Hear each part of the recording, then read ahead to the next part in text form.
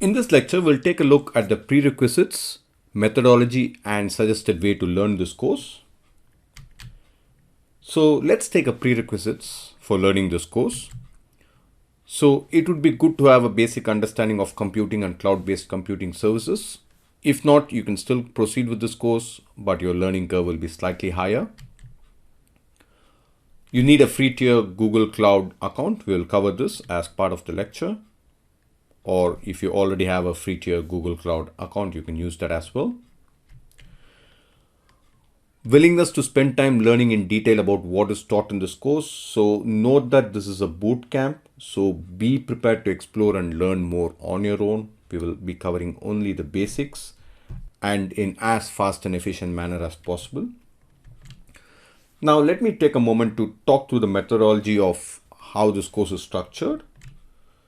So we are going to cover most of the free tier services with the exception of a few that are more complex and requires programming background. Even that, there will be an introduction. The demo is what will not be covered. Each service will start with an overview of the service. Skip this if you already know what the service is for. The intro will also cover the free tier limits as well as what we'll cover in the demo. So even if you know what a service is all about, it might be a good refresher for you to just go through the lecture to understand what the service is all about. Then we'll cover a demo for that service. We'll skip this if no demo is possible. This is only in a very few services that we don't do a demo. We do a demo for most of the services that we cover. We'll try to use the console for the demo. If that's not possible, we'll use some programming tools, but console is preferred because you don't need to install anything. You can just log into the Google Cloud platform and start using the demo.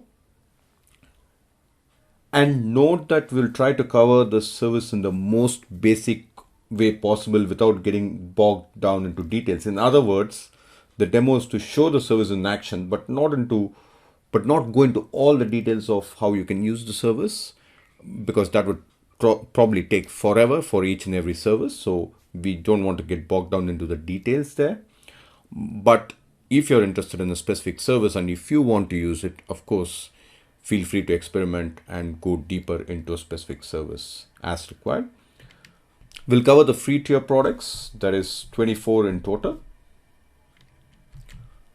Now, this is a suggested method of learning. This is not the way I insist that you learn this course. This is just one of various possibilities in which you can learn this course.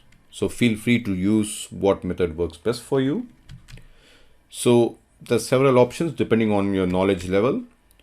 So you can just go through it like a normal course in order, one by one, each and every lecture. So the lectures are covered in order in which it is available in the Google documentation. So you can just go through it. Skip the intro if you know the service, but then again, you might pick some things up or it might be a good refresher for you. So you might prefer to go through the intro as well. Skip the demo if you already know the basics of the service, although you may learn something that you weren't aware of. Again, it's pretty similar to the intro. You can skip the demo as well if you know a particular service. Alternatively, you can use the course in a referential manner, just going straight to the services that you want to learn about instead of going through each and every service in order. Because the way I've structured this course is, even if you jump to a specific service that you want to learn about, it will be covered from scratch without any prerequisites. So you can pick a service, go into it and start learning about the service and using the service. But that assumes a little bit of understanding of Google Cloud Platform. So you have to go through the initial one or two lectures and one or two demos just to understand how the Google platform is set up.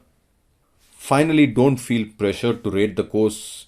If the site you're learning this course and asks you to rate the course prematurely, you can always skip and rate later if you wish so. So that was a quick introduction to the prerequisites, methodology, and the suggested way to learn this course. Feel free to adapt this to your own learning style.